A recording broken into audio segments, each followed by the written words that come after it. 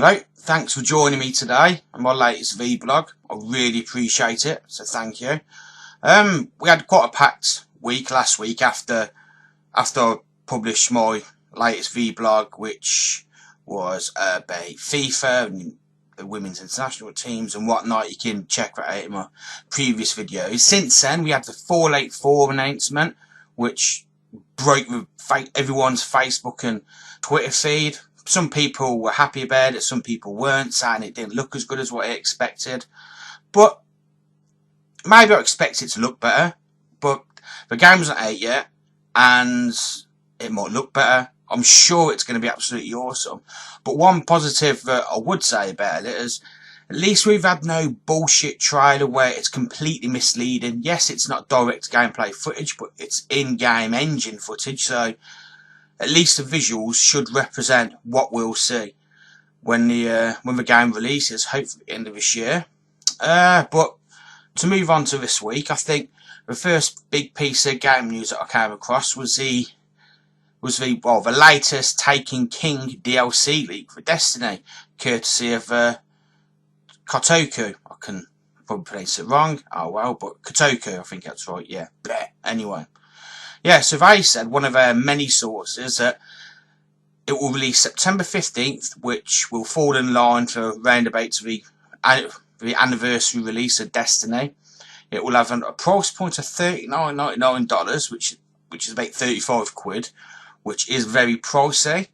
At that price, I at least hope it's split into 2 expansion packs, like the expansion pass with the House of Wolves and the Dark Below, or maybe it's just one big piece of DLC, preferably more expansive and bigger than the 2 previous Destiny DLC, because I enjoyed House of Wolves, but it ended all of a sudden, and well, I haven't played the Temple of Osiris yet, Osiris.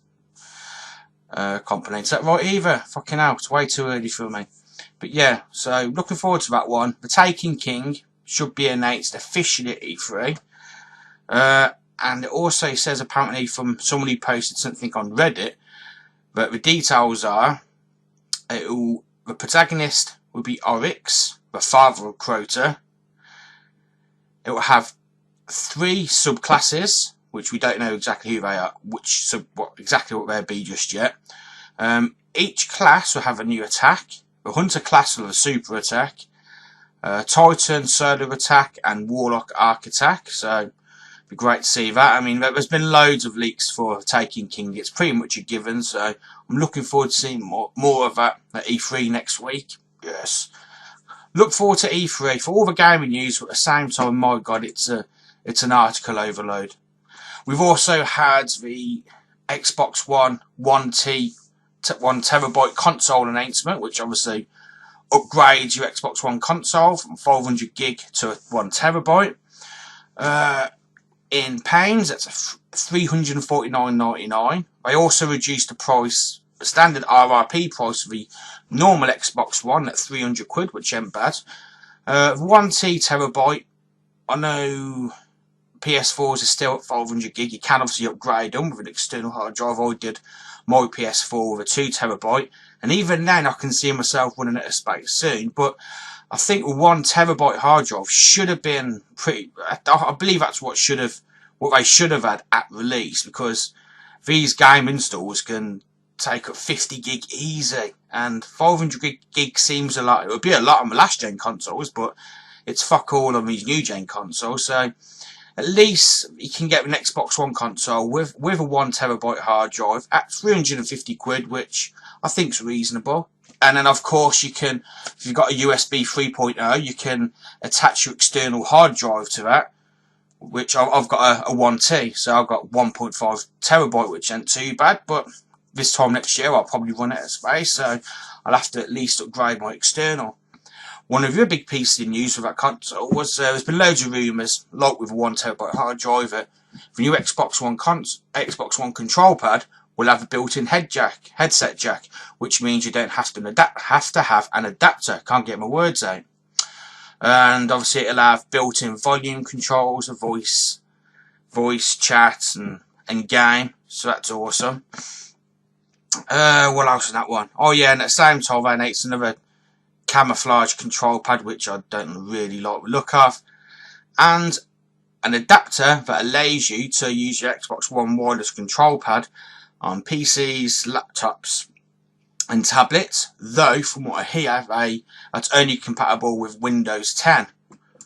But at least I know a lot of PC gamers were wanting to use the Xbox One controller for some time. I know some still prefer using the 360, but at least finally the option is actually out there now anyway. What else have we had?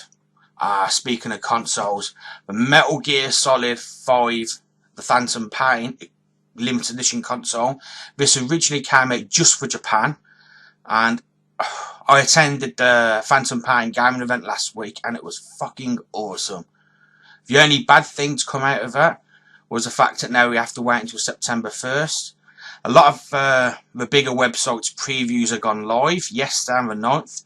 Unfortunately, I'm embargoed to the 11th, which is only tomorrow. So I'll be able to talk more about it then, even though all the details are already out there. So I could understand the logic if we played different preview builds, but we didn't. But anyway, keep a lookout for tomorrow.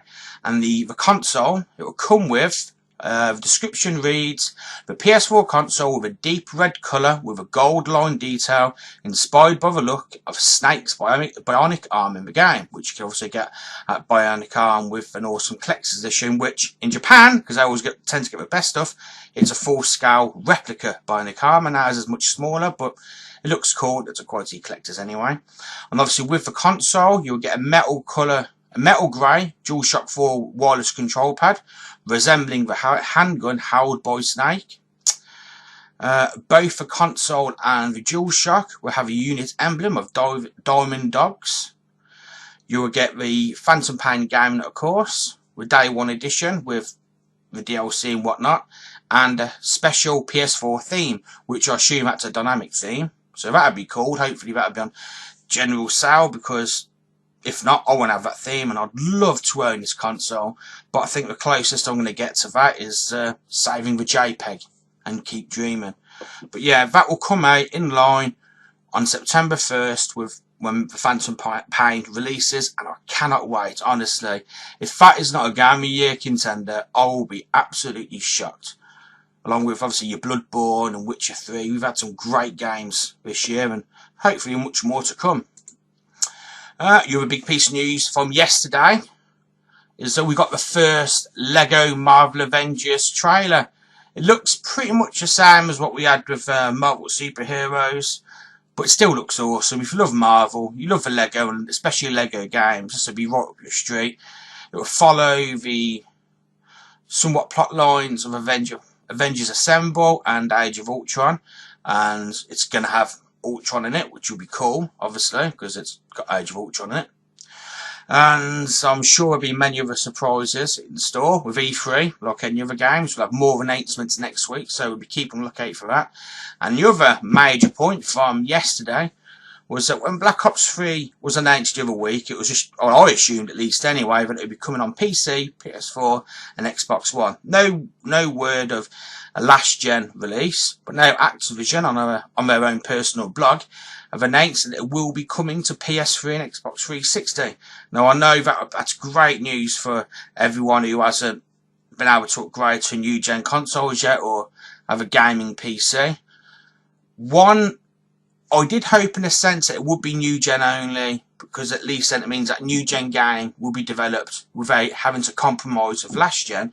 But at the same time, it's not fair that people miss out on a game they want to play just because they can't have the console yet. I suppose the shining light in that one is that Treyarch will be developing the PC, PS4 and Xbox One version, and Beenox, who are responsible for the somewhat meh The Amazing Spider-Man games, and more recently Amazing Spider-Man 2, and I believe it will be co-developed by Mercenary Technology, which I believe were involved in the development of a Deadpool game, which, funny enough, I've not had a chance to play yet, even though I like Deadpool. But yeah, so that's great news for last-gen owners especially, because it means everyone can play it, and I want all gamers to play games they want to play. They did, however, say there will be some differences between the two generations. For example, on the new gen version, you will be able to play the entire campaign in 4-player co-op, which I think is absolutely awesome. Can't wait to do that one. But on the PS3 and 360 versions, you'll only be able to play it in 2-player co-op, which is still better than nothing, because before now you've only been able to play it in 1-player. So that's that little compromise, but still better than previous Call of Duties anyway.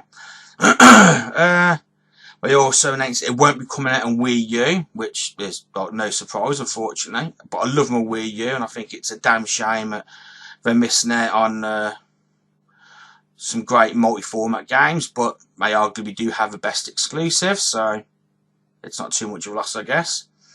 And they did announce that the multiplayer beta, which you get for pre-ordering Black Ops 3, is only for PC, PS4 and Xbox One, so that won't be coming out on last gen systems, unfortunately. And obviously Black Ops 3 will be out November 15th, and I know a lot of people hate it, a lot of people love it. I'm looking forward to it, and I can't wait to play the beta. Then my main gaming talking points for this week. I'd love to talk about the Phantom Pain preview, but I'm embargoed at the moment. But say, look, keep a lookout for my preview tomorrow. I have just published my reviews of The Executioner for The Evil Within, which I somewhat enjoyed the Assignment of Consequence. I found it too stealth orientated. The Executioner, oddly, is in first person. It reminds me of Haste of the Dead, basically. It's in first person, and you're overpowered, you're a keeper, you just absolutely annihilate anything that's in your path. Even the bosses aren't that tough, but they tried something different. It wasn't for me.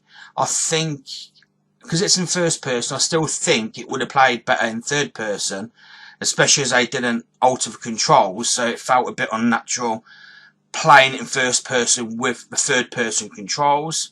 I scored it 6.5, the weakest out of all the DLCs for The Evil Within, but The Evil Within itself, as you probably know, is an awesome game. And I've just published my review of Episode 4 for Game of Thrones, Sons of Winter, which, in my opinion, is the best episode yet from Telltale series of Game of Thrones. I won't say too much about it, because obviously spoiler territory, but the episode, or the season, especially picks up for Mira and Asher. It's a brilliant episode. You can really tell everyone's tale for each of the chapters. Asher, Mira, Roderick, Garrett. It's all business is certainly picking up, and especially Mira. She's going to have a huge part to play. Scored that one on 8.9, highest score from the season yet. So it's gradually getting better. Can't wait for that one. Well, I think I've rambled on enough now anyway.